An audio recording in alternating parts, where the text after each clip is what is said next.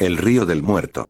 En el corazón de la densa selva, donde las sombras se alargan al caer el sol y los árboles susurran secretos ancestrales, serpenteaba un río oscuro y profundo al que los habitantes del pueblo cercano llamaban el río del muerto.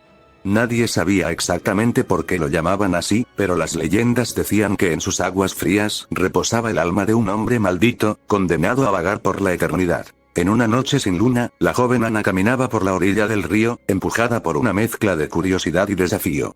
Había escuchado las historias desde niña. Cómo, al caer la noche, el río se volvía negro como el carbón, cómo a veces el agua susurraba su nombre y cómo algunos aseguraban haber visto una figura pálida caminando bajo la superficie, con ojos vacíos y manos extendidas, como si intentara escapar de un destino del que no había salida. Ana, desafiante por naturaleza, había decidido comprobarlo por sí misma.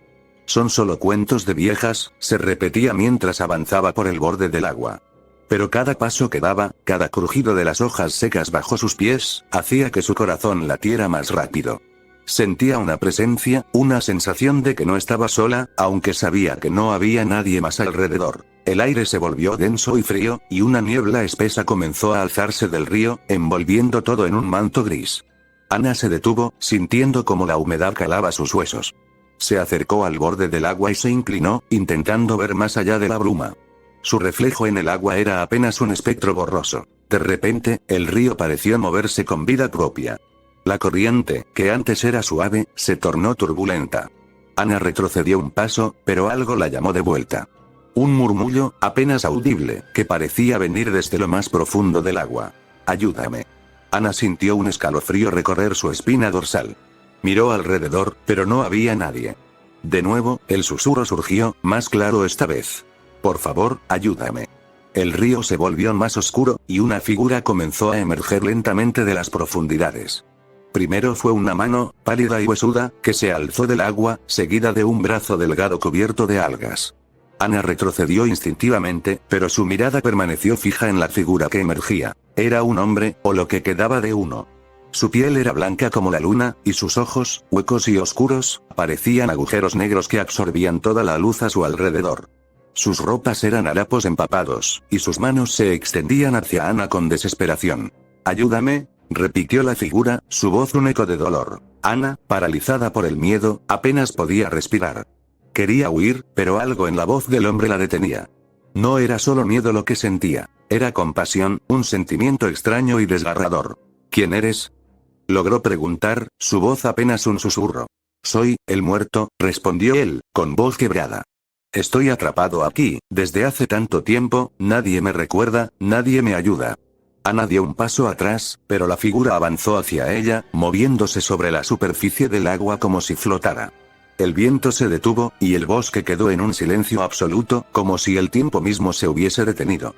«Ayúdame», insistió la figura, extendiendo sus manos huesudas hacia ella. Ana sintió un impulso inexplicable de acercarse, de tocar esas manos frías y quebradizas. Una voz en su cabeza le decía que se alejara, que corriera, pero otra, más suave, le susurraba que el hombre solo buscaba paz. Antes de darse cuenta, sus pies ya estaban en el agua, avanzando hacia él. Las manos del muerto la tomaron con fuerza. El frío era insoportable, una sensación que quemaba como hielo. Ana trató de retroceder, pero sus pies ya no respondían. El hombre la miró, sus ojos vacíos llenos de tristeza infinita.